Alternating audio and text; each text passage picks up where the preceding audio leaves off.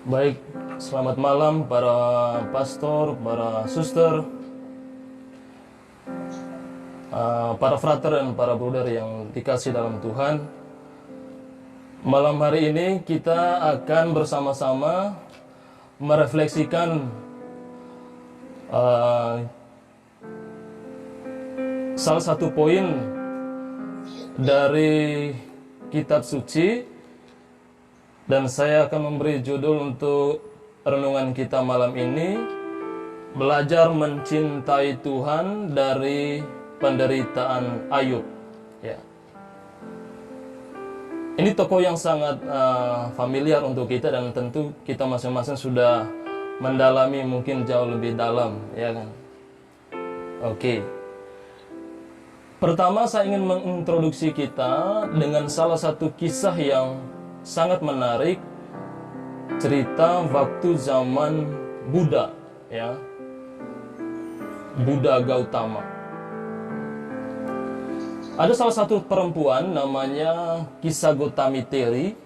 Dia seorang perempuan kaya. Dia dikenal demikian Kisah Gotami karena memiliki tubuh yang langsing, ya, itu ideal para perempuan. Lalu dia menikah dengan salah seorang pemuda yang juga kaya. Lalu belakangan mereka punya anak laki-laki. Namun naas bagi mereka berdua, begitu anak itu dalam usia pertumbuhan, mau belajar jalan begitu, tiba-tiba anaknya itu mati. Lalu Kisah Gotami ini begitu sedih, ya, kecewa, marah juga iya. Lalu apa yang dilakukannya? Lalu dia membawa mayat anaknya itu berjalan ke sana kemari sambil bertanya, obat apakah yang bisa menyembuhkan atau menghidupkan anaknya? Lalu banyak orang berpikir, dia ini mulai gila dan seterusnya, ya. Lalu ada satu orang bijak berkata begini, kamu harus pergi ke Sang Buddha. Dia adalah obat yang pas dan orang yang pantas kamu temui. Lalu dia membawa jenazah anaknya itu di pangkunya, lalu pergi kepada Buddha Gautama. Sampai di Buddha Gautama, dia berkata begini, silakan kamu pergi, lalu kamu mencari segenggam biji lada dari rumah keluarga yang belum pernah terjadi kematian. Ya, sebagai seorang ibu yang ingin sekali anaknya hidup, ya, seolah-olah perintah ini kayak semacam, wah ini angin segar bagi dia, lalu dia bawa dari rumah ke rumah. Tapi apa yang terjadi? Tak satu pun dia menemukan ada biji biji lada dari setiap rumah itu. Dengan kata lain, masing-masing orang itu punya pengalaman kematian, ya kan? Lalu baru dia menyadari bahwa tidak ada yang namanya kekekalan. Lalu dia berpulang, balik ke Buddha Gautama dan mengatakan, saya tidak menemukan apa yang Buddha tunjukkan kepada saya. Lalu dia menasihatkan, nah sekarang kamu tahu bahwa bukan hanya kamu yang menderita, tapi semua orang itu menderita. Belakangan si Kisah Gotami ini menjadi Sanskrit atau menjadi bikuni atau menjadi biksuni.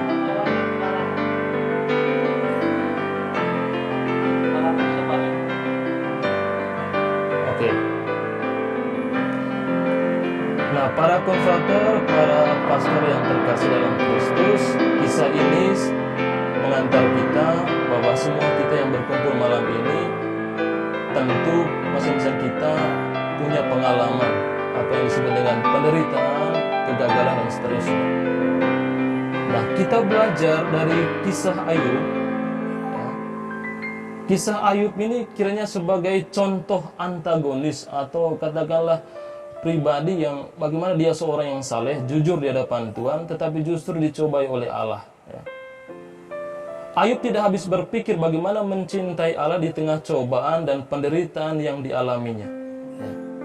Nyaris tidak ada gunanya. Ia adalah orang yang kaya, memiliki banyak ternak, domba sampai unta. Ya. 7 anak laki-laki dan 3 anak perempuan. Jadi bisa dikatakan zaman Ayub, keberkatan atau keberkahan seorang manusia itu ditentukan dari berbagai macam kekayaan, ya. Dan itu ditunjukkan oleh Ayub sendiri.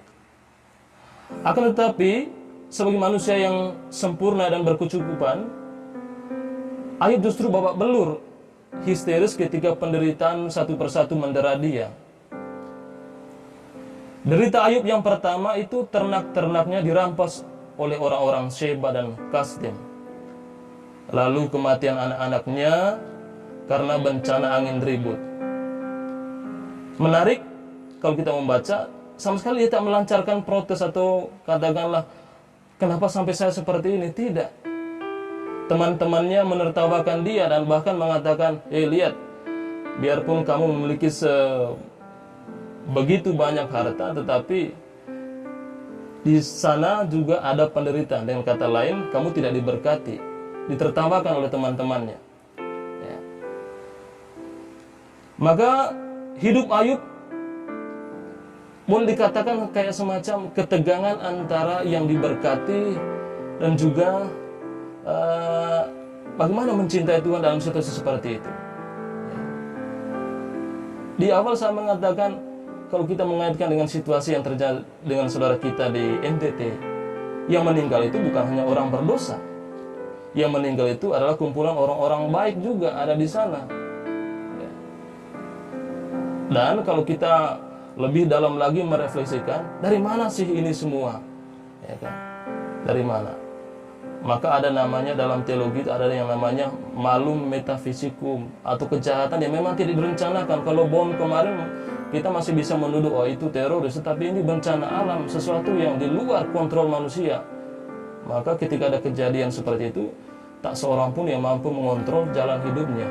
Nah, disitulah kita melihat di mana sih kita sebagai orang beriman itu mencintai Tuhan dalam konteks itu, penderitaan.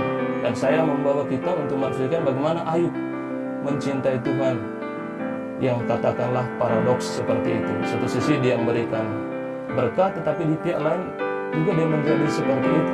Ya.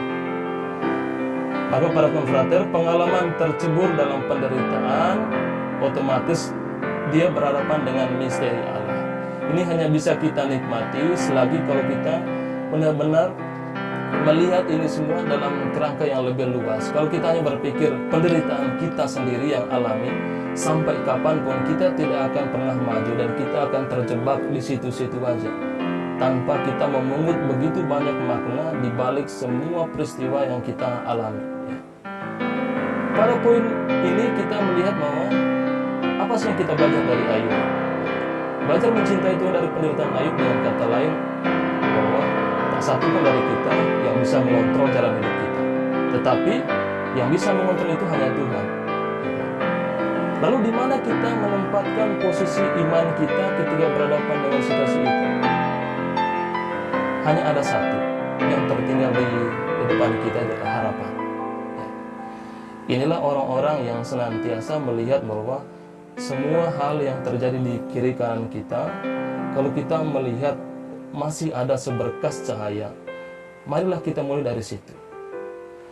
Nah, kita sebagai orang-orang yang katakanlah tidak terlibat ya secara aktif atau meninjau dari jauh saja situasi yang terjadi di tempat saudara-saudara kita, ini juga menjadi bahan refleksi bagi kita. Artinya kita harus menjadi seorang katakanlah misionaris yang mungkin terluka, tapi juga sekaligus menyembuhkan. Ini hari-hari ini bacaan-bacaan kitab suci dalam oktav Paskah ini gemanya ke sini, bahwa kita yang menderita, apalagi kita sebagai tenaga pastoral, kita juga dituntut untuk menjadi penyembuh bagi orang-orang yang mungkin secara fisik itu kita tidak bisa rangkul, kita tidak bisa gapai, tapi karena inilah tugas kita. Terakhir, penderitaan itu memberi makna.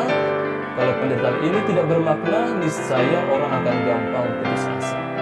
Artinya sekali makna dilekatkan pada penderitaan sungguh mengagumkan bagi orang yang mampu bertahan dan bisa menemukan kehidupan apa sih yang akan terjadi setelah ini. Kita berharap saudara-saudara kita yang ada di sana, karena saya melihat di samping kejahatan atau keburukan yang terjadi, begitu banyak kisah-kisah menarik, dan para konfrater, para pastor juga pasti mendengar ada begitu banyak mujizat yang terjadi di balik peristiwa di NTT. Nah, mari kita mulai dari situ. Karena penderitaan dimanapun, kapanpun, emosionalnya sama. Sedih, kecewa, marah, tetapi tak satu pun orang yang katakanlah, apa sih berkah di balik ini semua. Tuhan memberkati.